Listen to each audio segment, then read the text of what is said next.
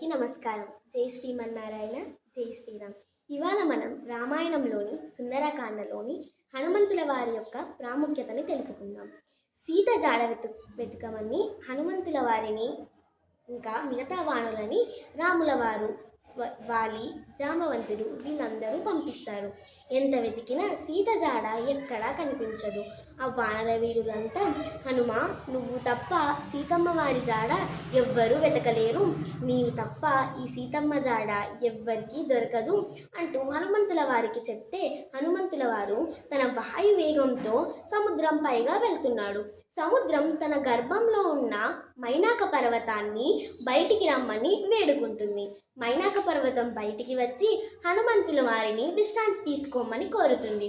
నేను సీతమ్మ జాడ వెతకడానికి వెళ్తున్నాను, ఇప్పుడు విశ్రాంతి నేను తీసుకోలేను, నన్ను క్షమించు అంటూ ఎంతో మృదువుగా హనుమంతుల వారు చెప్తారు.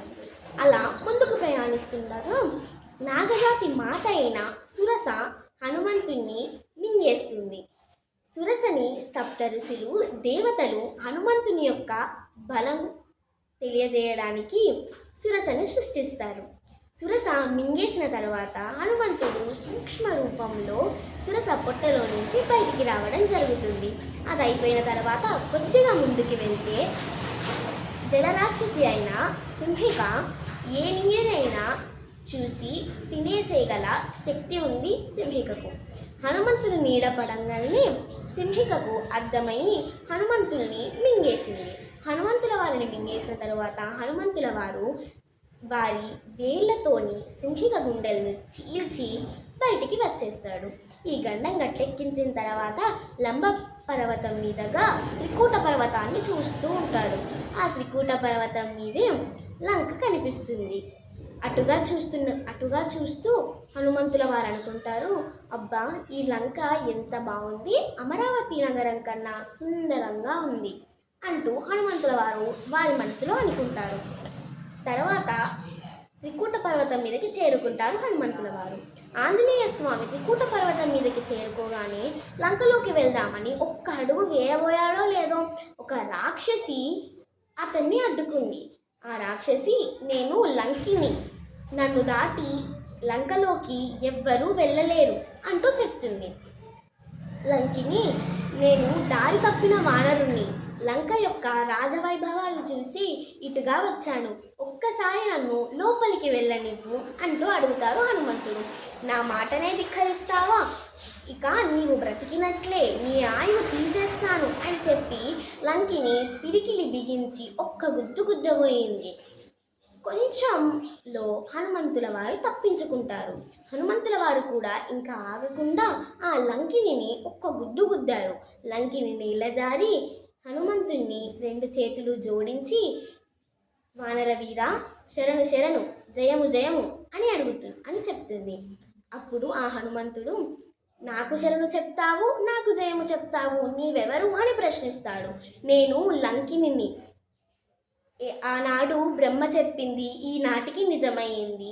ఎప్పుడైతే ఒక వానరుడు నన్ను దాటుకొని లంకలోకి ప్రవేశిస్తాడో ఇక నుంచి రాక్షస సంహారం మొదలవుతుంది, మీరు లోనికి వెళ్ళండి, అంతా మీకే అర్థమవుతుంది అంటూ ఆ లంకిని హనుమంతుల వారిని లోపలికి పంపిస్తుంది. హనుమంతుల వారు లోపలికి వెళ్ళి లంక మొత్తం చూస్తూ ఉంటారు. లంక మొత్తం వెతికిన సీతమ్మ ఎక్కడా కనిపించలేదు. అటుగా అశోకవనం వైపు చూస్తాడు. ఒక చెట్టు కింద సీతమ్మ వారు దిగులుగా బాధతో కూర్చుని ఉంటారు. సీతమ్మ వారిని చూసి బహుశా ఈమె సీతమ్మ వారు అయ్యుండొచ్చు అని అనుకుంటారు. సరే, కొద్దిసేపట్లో తెలుస్తుందిలే అని ఒక ఇరుగుడి చెట్టు మీదకి వెళ్ళి ఆకులలో ఆకులా కూర్చొని ఉంటాడు. అంతలోనే దశకంఠుడైన రావణాసురుడు సీతమ్మ దగ్గరికి వచ్చి, సీత, నేను నీకు 2 మాసాలు గడిపిస్తాను, ఇంతలోనూ మనసు మార్చుకున్నావా? సరే, లేకపోతే ఇక నీ ఇష్టం అంటూ అంటాడు రావణాసురుడు. ఓయి రావణ, నీ సంహారం నా రాముడి చేతిలోనే, నువ్వు వెళ్ళు అంటూ సీతమ్మ ఆ రావణాసురుని పంపించేస్తుంది. ఈ సంభాషణ మొత్తం విన్న హనుమంతుల వారు ఖచ్చితంగా ఈమె సీత అనుకుని నిర్ధారించుకుంటాడు.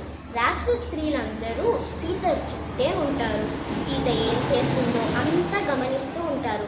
ఇప్పుడు వెళ్తే సీతమ్మ నేను ఒక రాక్షసున్నే, ఇదొక రాక్షసమాయ అనుకునే ప్రమాదం ఉంది, కాబట్టి ఒక ఉపాయం ఆలోచించాలని చెప్పి ఆంజనేయ స్వామి ఒక ఉపాయం ఆలోచించి కైకేయి వరాలు, సీతమ్మ కష్టాలు, రాముని వనవాసం, సీతమ్మ వంట రాముని ఇలా అన్ని సంగతులు గానం చేసి పాట రూపంలో వినిపిస్తాడు.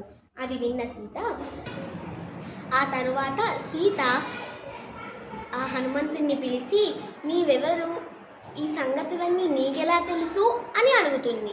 అప్పుడు ఆంజనేయ స్వామి నన్ను రాముడు పంపించాడు, ఈ ఉంగరము రాముడు మీకిమ్మని, నీ జాడ తెలుసుకోమని పంపించారు అని హనుమంతుడు అంటాడు.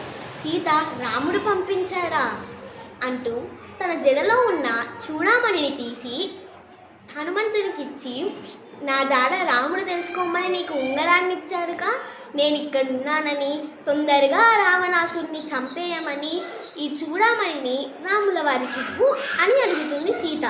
అంతలోనే ఆ రాజ్యంలో ఉన్న రాక్షసుడు హనుమంతుణ్ణి చూసి రావణాసుడి దగ్గరికి తీసుకువద్దామని వెళ్తూ ఉంటారు. అప్పుడు ఇంద్రజిత్తుడు అయిన రావణాసుడి కుమారుడు వచ్చి హనుమంతుల వారి మీద బ్రహ్మాస్త్రం ప్రయోగిస్తారు. ఆంజనేయ స్వామి బ్రహ్మాస్త్రానికి కట్టుబడి లొంగిపోయి ఆ రావణాసురుడి దగ్గరికి వెళ్తాడు.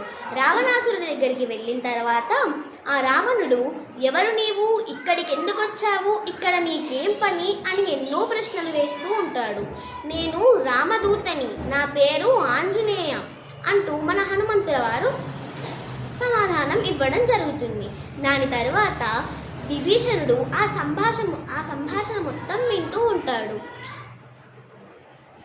రావణాసురుడు ఎంత అహంకారం నీకు, నా రాజ్యంలోకి వచ్చిందే కాక నాకే ఎదురు సమాధానం ఇస్తావా అంటూ వీడికి మరణశిక్ష విధించండి అని ఆ రాజ్యంలో ఉన్న వారికి చెప్పాడు రావణాసురుడు.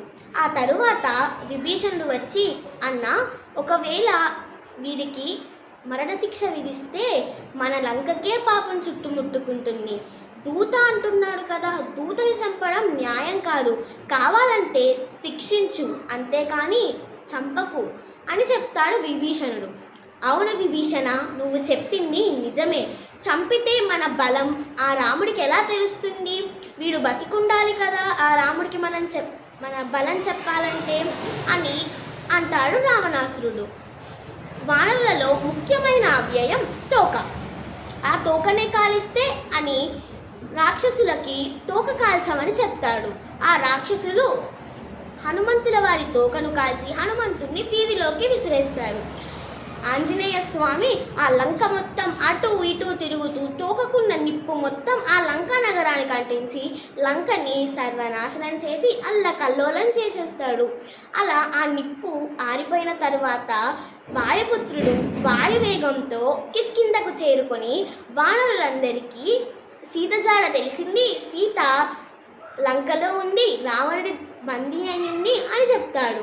వానరులంతా సీత జాడ తెలిసినందుకు సంతోషించి రామ రామ రామ అనుకుంటూ రామజపం చేస్తూ రాముడి దగ్గరికి వెళ్తారు. ఆ తర్వాత రాముడి దగ్గరికి చేరుకుంటారు. రాముడి దగ్గరికి చేరుకోగానే హనుమంతుల వారు జరిగింది మొత్తం రాముడికి వివరించి సీతమ్మ మీ గురించే ఆలోచిస్తూ మీ జపమే చేస్తుంది స్వామి, తొందరగా ఆ రావణుని చంపి మన సీతమ్మని మనం తిరిగి తెచ్చేసుకుందాం అని హనుమంతుల వారు రాముడికి చెప్తూ ఉంటాడు. అప్పుడు రాముడు సీతమ్మని త్వరగా వెళ్ళి తెచ్చేద్దాం, సీతమ్మని మన దగ్గరికి తెచ్చుకుందాం, ఆ రావణుని చంపేద్దాం అని చెప్తాడు. ఇక్కడితో సుందరాకాండ సమాప్తం. నమస్కారం, ధన్యవాదాలు.